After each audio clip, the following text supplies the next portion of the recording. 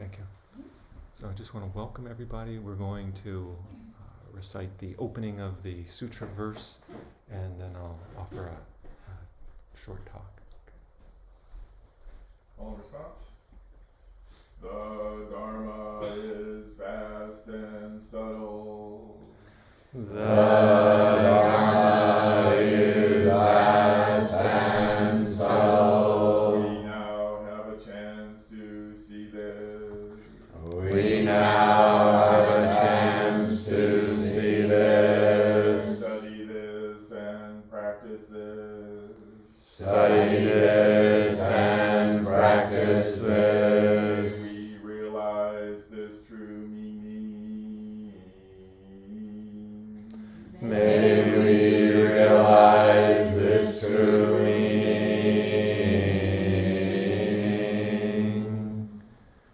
Okay.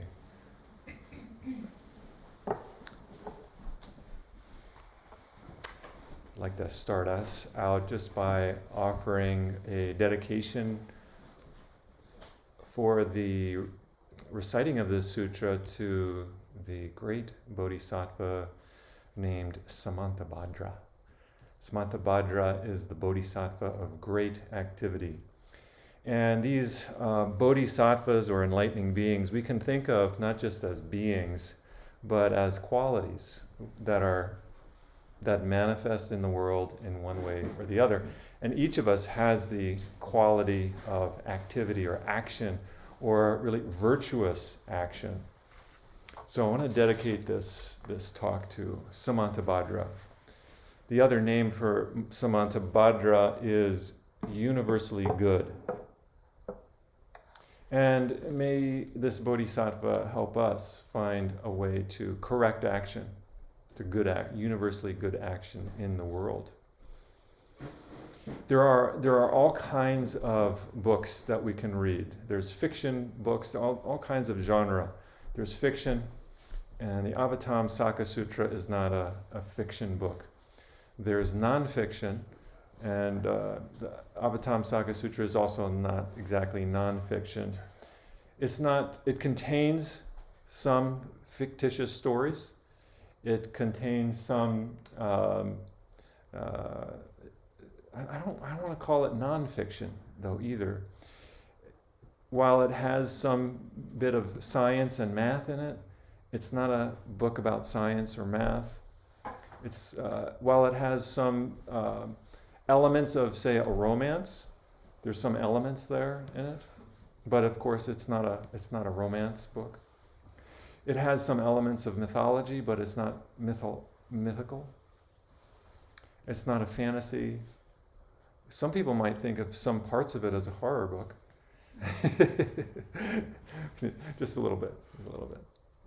But it's not a horror book. It's not exactly self-help. It's not children's literature.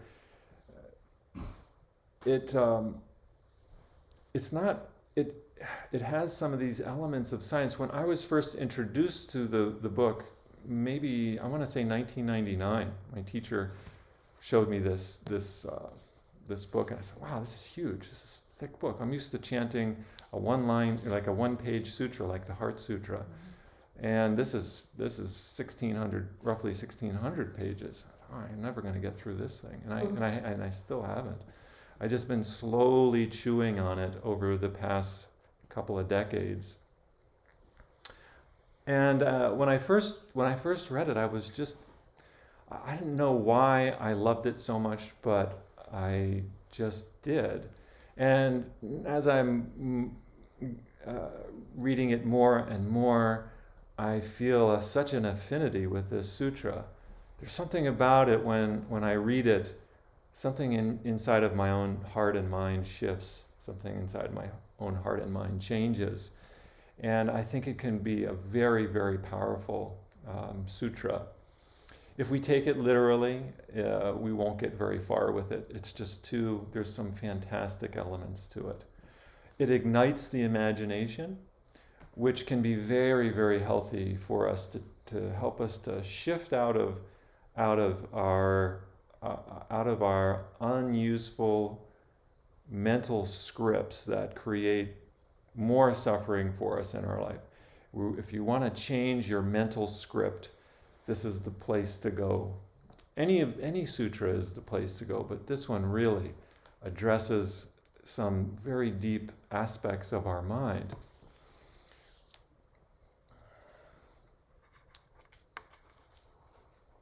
Can I ask, what does Avatamsaka mean? The flower, one translation is the Flower Ornament Sutra.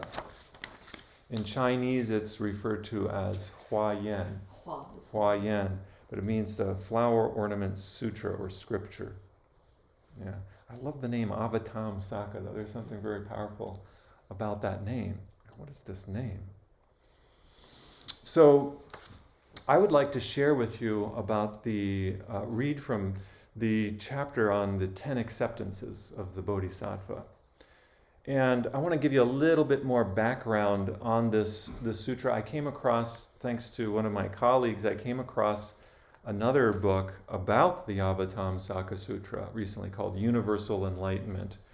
And it just got some wonderful stuff in it to help us understand this, get our minds wrapped around, or to organize the sutra, because it's just so big. And the author mentions that within the Avatamsaka Sutra, there's a kind of trinity. It has its own trinity. Now, I say that word trinity, and that might bring to mind something that you don't maybe just disagree with or something. And this trinity, this Buddhist trinity, is not something that you have to believe in. It's not something you have to profess your faith in. It's describing qualities of being. And there are three qualities. These three qualities are embodied in particular beings. Whether they're real or true beings, it doesn't bother me if you think of them as true or real, and it doesn't bother me if you don't think of them literally as true or real. That's not the point. But there are three. And the three are, these names, maybe some of you have heard these names. Vairochana is number one. Vairochana, I'll talk about him in just a moment. Manjushri is the other one. And Samantabhadra is the third one. So, Vairochana. Vairochana is the symbol of the Buddha. I mentioned at the start of our service this morning, we have these three gems, three jewels that we bow to. And whenever we're acknowledging these three jewels, they're real jewels. You can hold these jewels and feel their value. Their value. You can even go to the store and trade them in for any goods that you want. No, I'm just kidding. That's how we value things, though, right? It's like, can I trade it for something? This is a different kind of value. It's our own value. It's your worth. It's what you're worth. So the first one is Vairochana, and Vairochana is the cosmic Buddha, what we call the cosmic Buddha, or the complete reality, physical reality. Everything that's physical reality, the galaxy, the stars, the solar system, this earth, every bit of physical reality. And the Vairochana is here to help us to have faith in your Buddha nature. Each of us, this is a foundational premise of this sutra, is that each of us has Buddha nature. What is Buddha nature? Buddha nature, our own innate wisdom and compassion, the ability to wake up to our own wisdom and compassion. Each of us has that. There's a saying that only a Buddha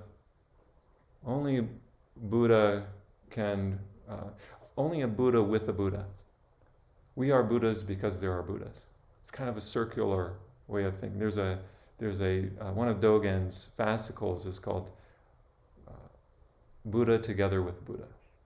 We practice When we're practicing meditation, we're never practicing it alone.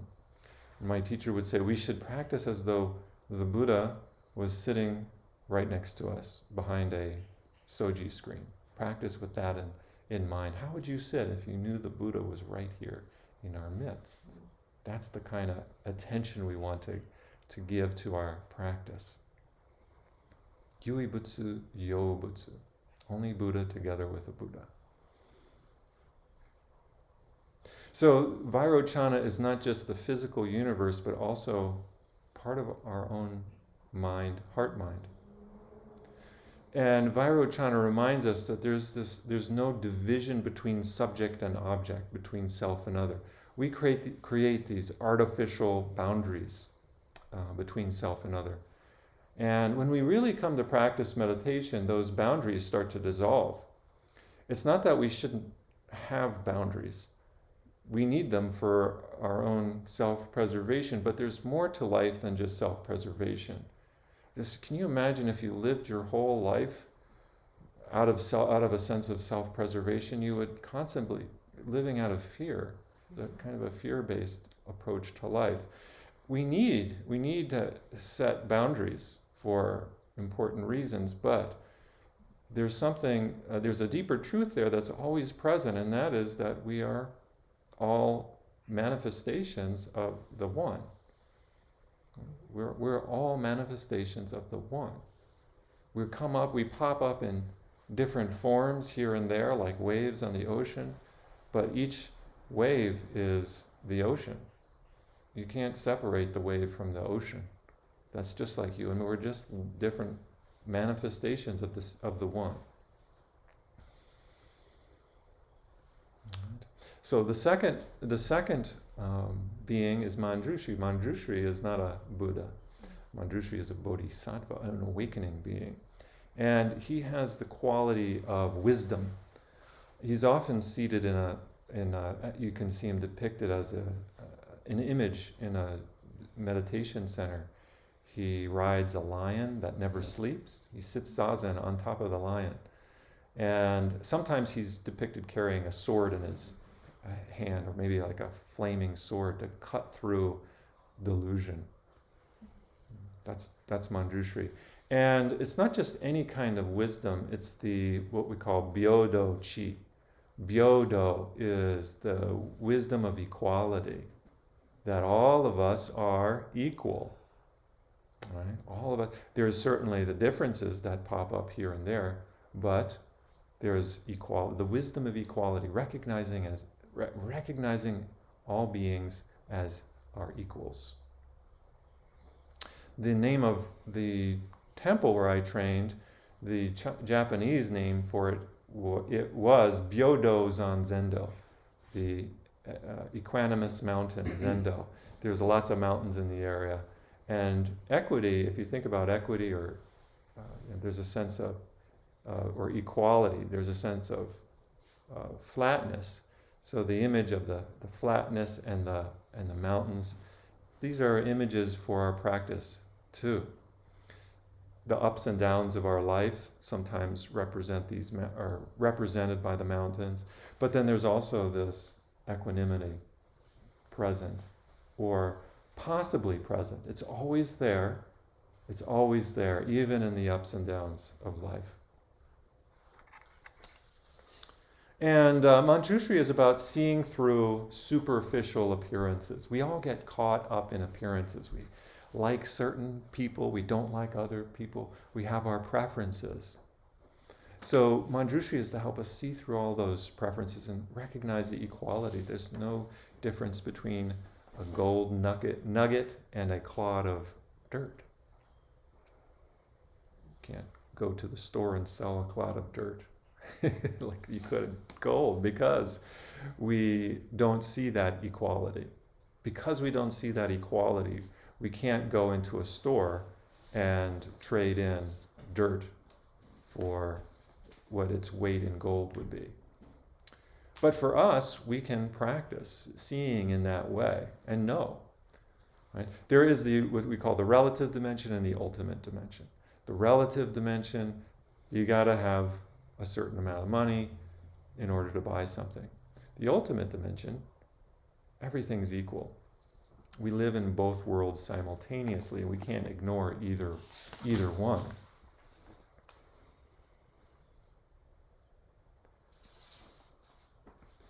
One of the things that we need here is, in order to activate this wisdom, this Byodo Chi, we need three things. We need to study it, what we're doing right now. When we're practicing meditation, we're studying it. When we're listening to a Dharma talk, we're studying it. We also need faith. This is an important piece. Not faith in something external, but as a mental quality. Faith or confidence would be another translation of that word. Confidence. We need faith, and we need to cultivate, which means we need to have repetition. We need to do this again and again. It's not good. We might get it now, but we forget it. We get it, and then we forget it. And then we got to get it again because we forget it. So we have to have a mind that is okay with repetition. This is really, one of the reasons my teacher said she agreed to ordain me as a priestess, because I had a background in competitive swimming.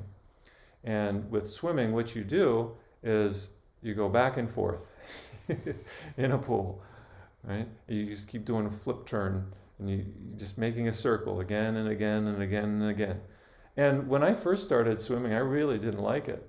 I was cold. I don't have any body fat. When I was a little kid, I was sitting there shivering, blue lips, and my mother would say, "Get back in the pool." She was my first real Buddhist teacher.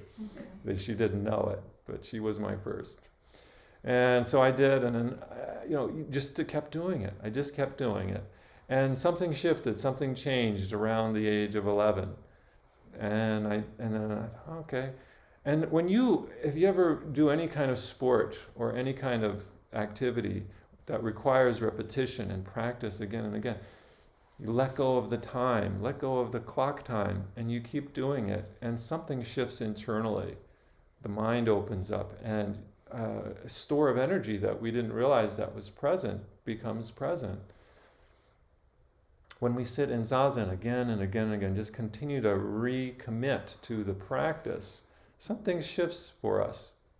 And I think of it as a very healthy kind of shift. We get access to parts of our, as far as just the health aspects, when we're sitting upright and practicing sitting upright, the sternum presses forward, the shoulders come down, the chin tucks just a little bit, and we're opening up those blood vessels in the back of the head.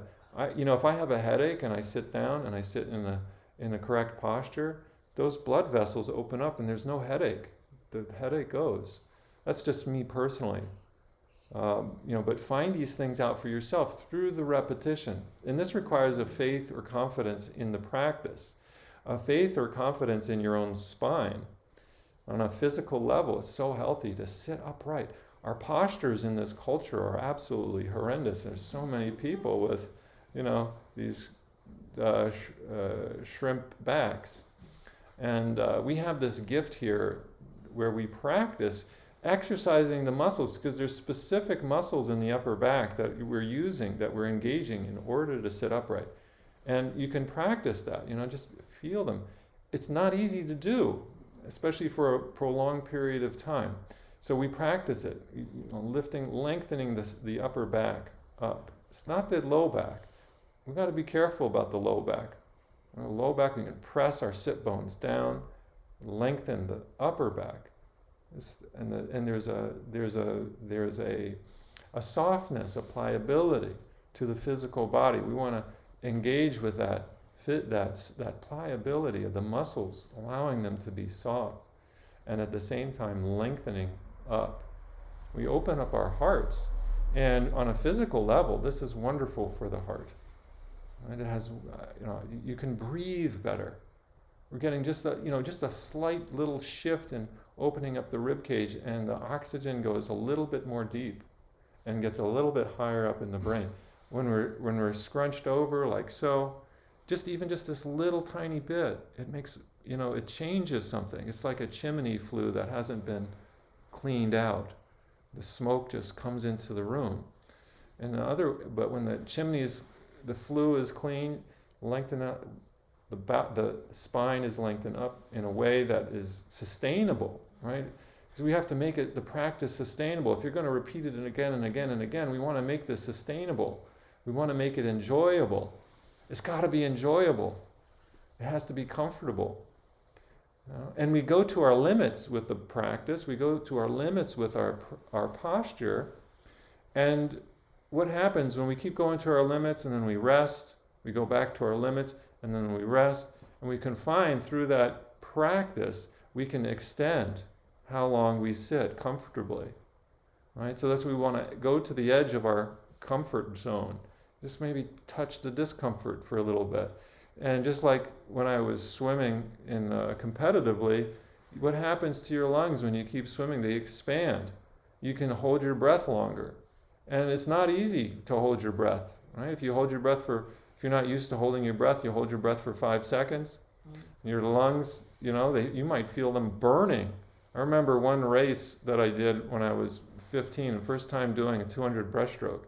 And I got in the water and I was dying because you had to do this pull out at the end of each turn where you're underwater for a good 5 seconds or maybe longer. And by the 5th or 6th turn, my lungs were burning. I had to do 7 turns altogether for a 200-yard event. And I remember and completing that.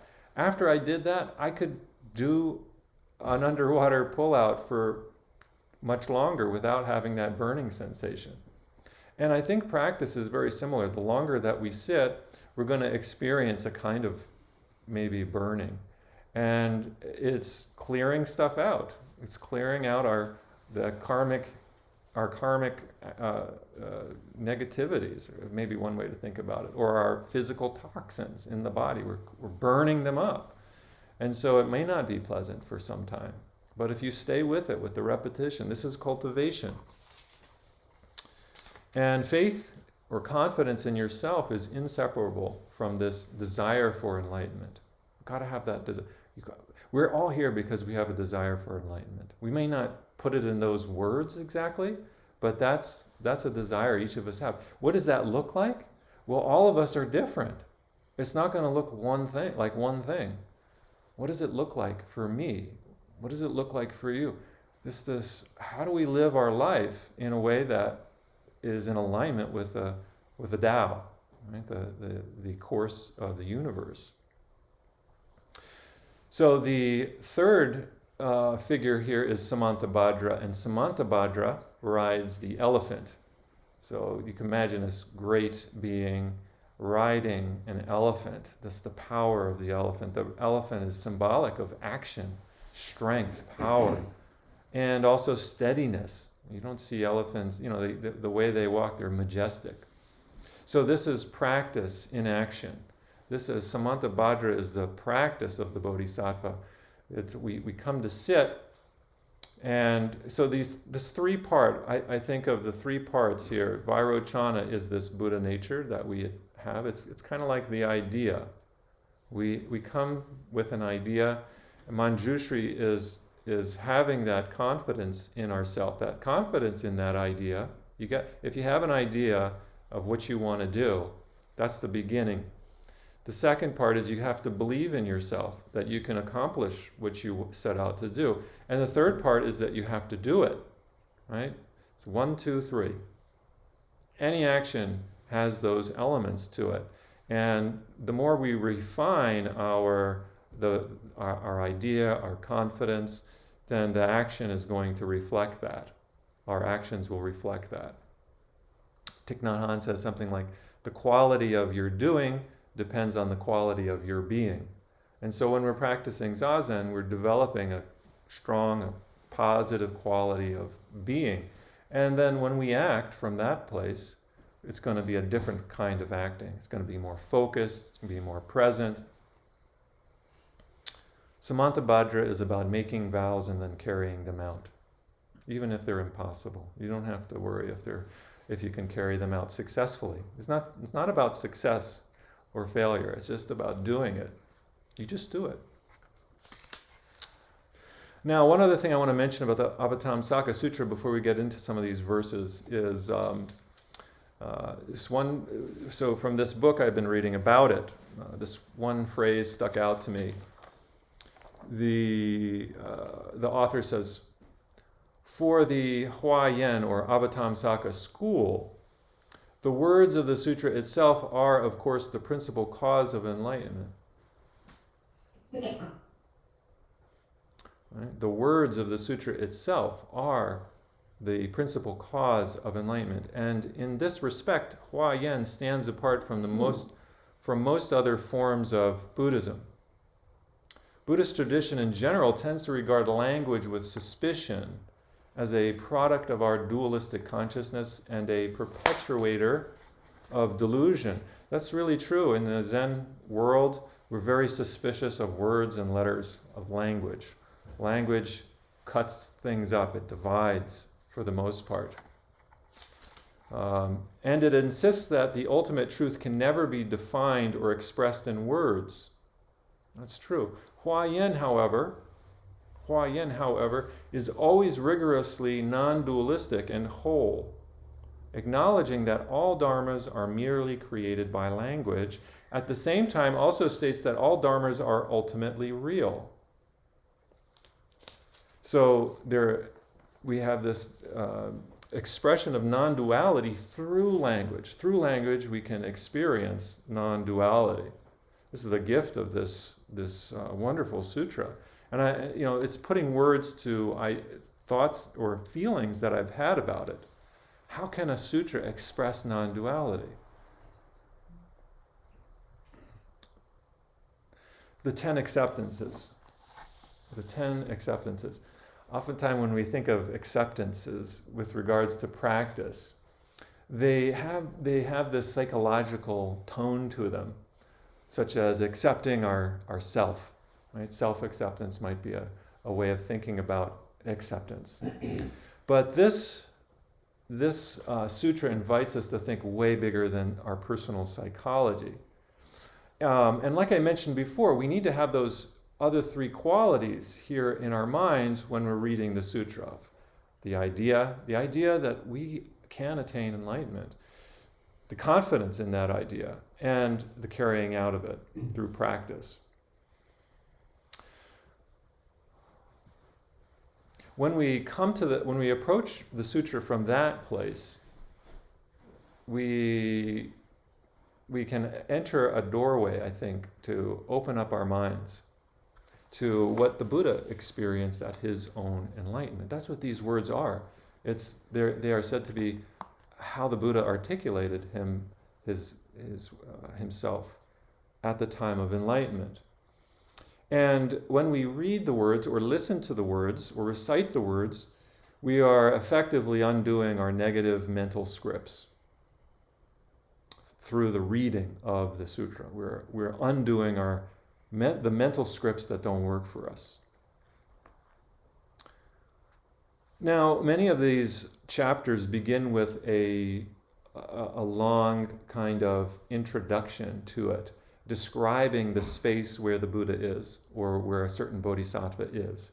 And it goes into great detail of the trees that are surrounding, the ground lined with gems and stones, the clouds of perfume and incense and all of this stuff.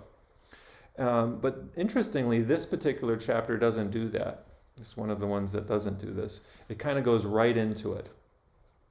The 10 acceptances. Okay.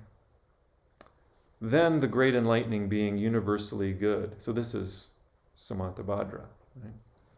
He says to the enlightening beings, offspring of Buddha, great enlightening beings have 10 kinds of acceptance. Offspring, even that, just language, offspring of Buddha. We are all offspring of Buddha. That's one way to think of this. We are all offspring of Buddha. And so he's speaking to us, me and you.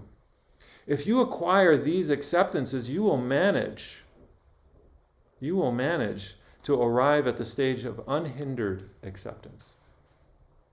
What are the 10? Don't you want to know? They are acceptance of the voice of the teaching. That's number one. Conformative acceptance. Ooh, that doesn't sound good. Conformative? I don't want to conform to anything. Well, let's see what that one's about. Acceptance of non-origination of all things. There's one. Non-origination of all things. Acceptance of illusoriness. Acceptance of being mirage-like. Acceptance of being dreamlike. Acceptance of being echo-like. Acceptance of being like a reflection. Acceptance of being phantom-like. Acceptance of being space-like. Imagine all those acceptances. These 10 acceptances have been expounded, are being expounded, and will be expounded by the Buddha of past, present, and future. Being expounded right this moment.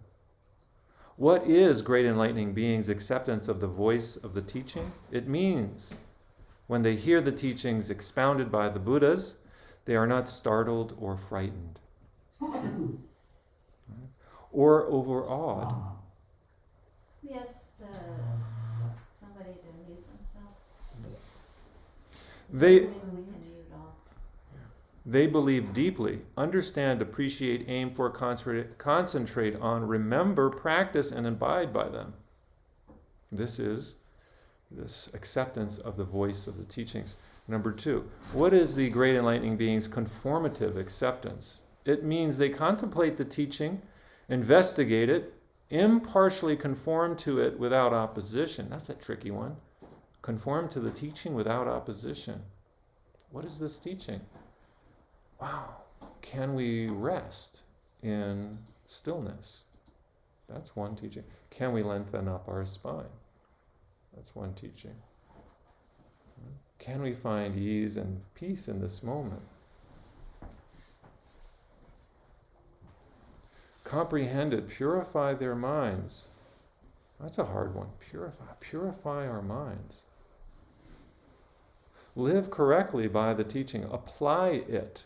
Enter into it and fulfill it. Right? That's the number 2. How about the third one? The acceptance of non-origination of things. Non-origination of things. All of us.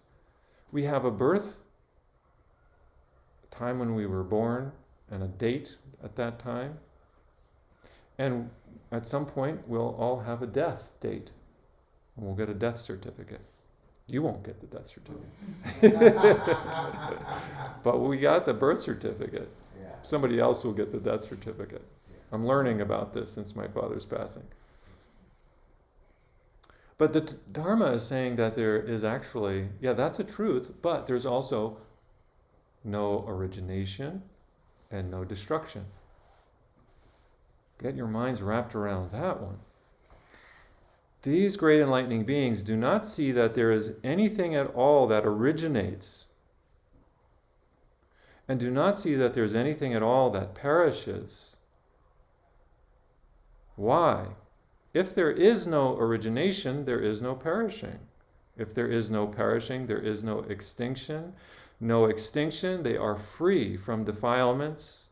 If they are free from defilements, there is no differentiation. If there is no differentiation, remember wave and water, there is no location. There's no location. We think we're here. We're everywhere. We are the embodiment of everywhere. Think about where you came from. Your parents, your grandparents, your great-grandparents, all of them. This is like an echo, are living in us. We are the result of them. Where did they come from? The East Coast, Europe, Ireland, Norway, Africa. Keep going back. Where do we come from? If there is no location, there is no quiescence. If there is no quiescence, there is no detachment from desire. Let's listen to that. There is no detachment from desire. That should be liberating. We don't have to be detached from, we don't have to pretend like we're desireless. We have desire. If there is no detachment from desire, there is no doing. That's another wonderful one. There is no doing. You think you do the do, but if we really practice closely and carefully, we see we're not doing anything. Even if we're sitting, even if we're doing something, sitting still is not us sitting still. If there is no doing, there is no wish, no dwelling, no coming, and no going. Well, yet we think in terms of coming and going. This is saying there's no coming and no going. You don't have to understand this with your intelligence. Keep that in mind. It's trust in the practice, trust in the teaching, trust in yourself. This is called the great enlightening being's acceptance of non-origination of things.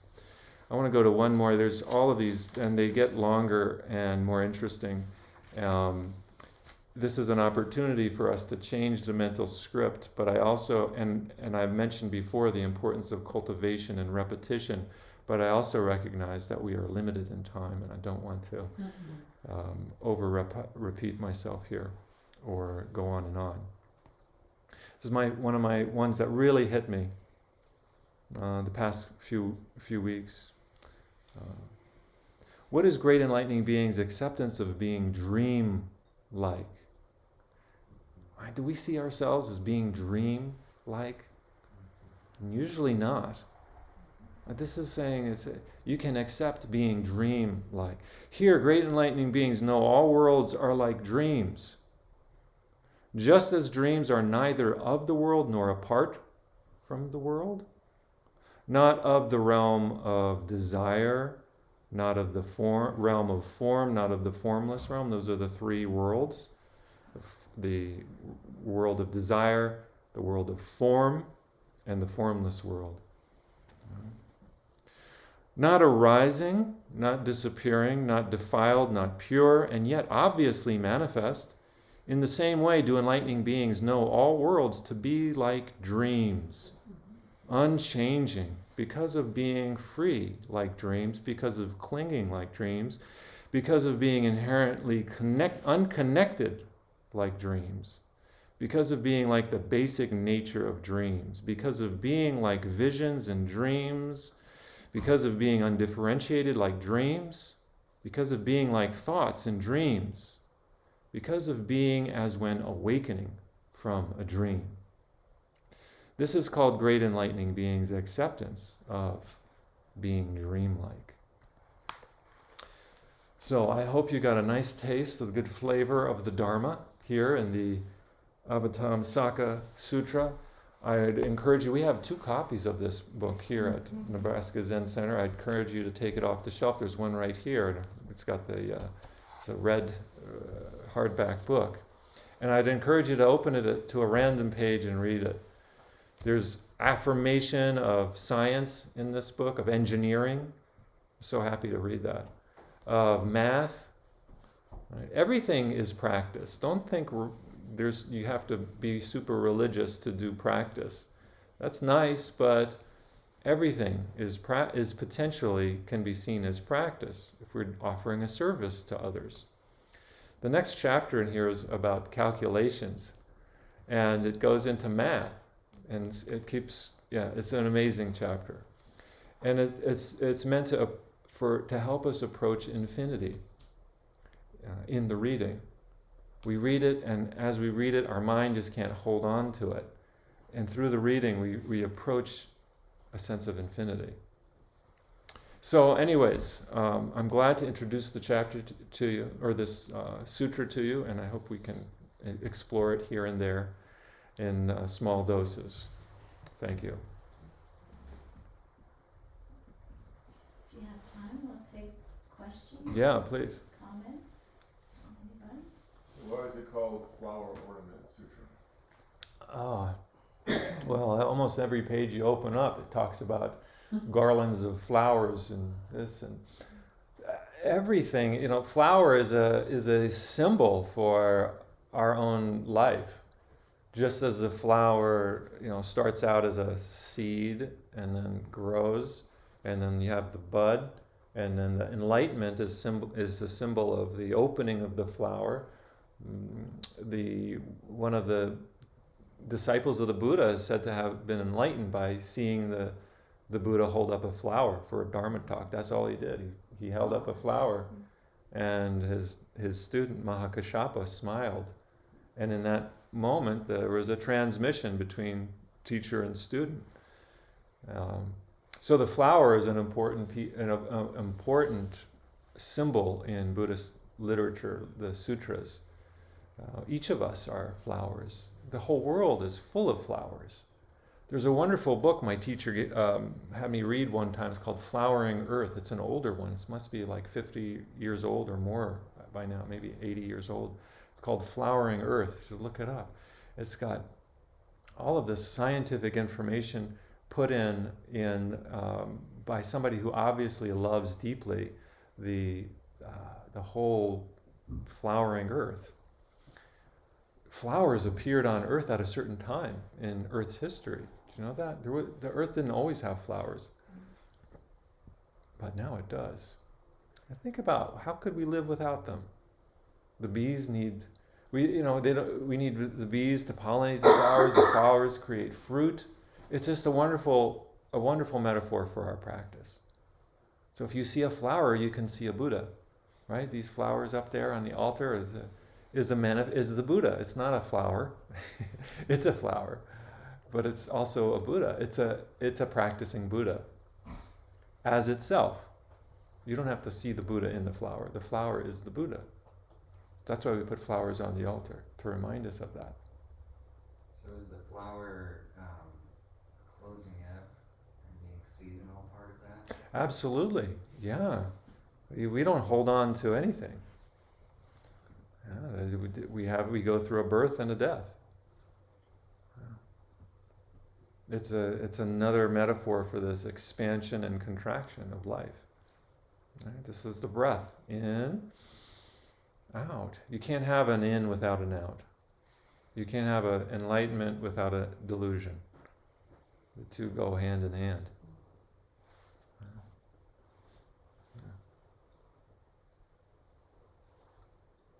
Yeah, this moment won't last forever, will it?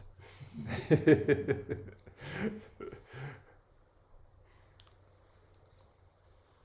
else? Thoughts, questions? Anyone online have any questions? And welcome everybody. Dan, good to see you there. And Joyce, Nabab, and somebody else I don't recognize, but thank you for being here. Hey, good to see you, Dan. Thanks for practicing with us. Dan's zooming in from PA. I know him from my when I was living in Pennsylvania, training at the temple with my teacher. He would come frequently to practice with us. Yeah. So I'm glad we can reconnect.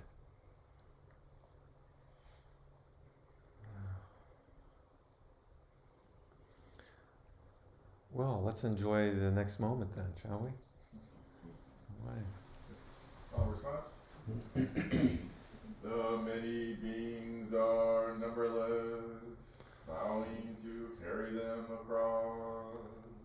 The many beings are numberless, bowing to carry them across. Greed, anger, and ignorance rise endlessly, vowing to cut off the mind road. Greed, anger, and ignorance rise endlessly, vowing to cut off the mind road. Dharma gates are countless, vowing to wake to them all. Dharma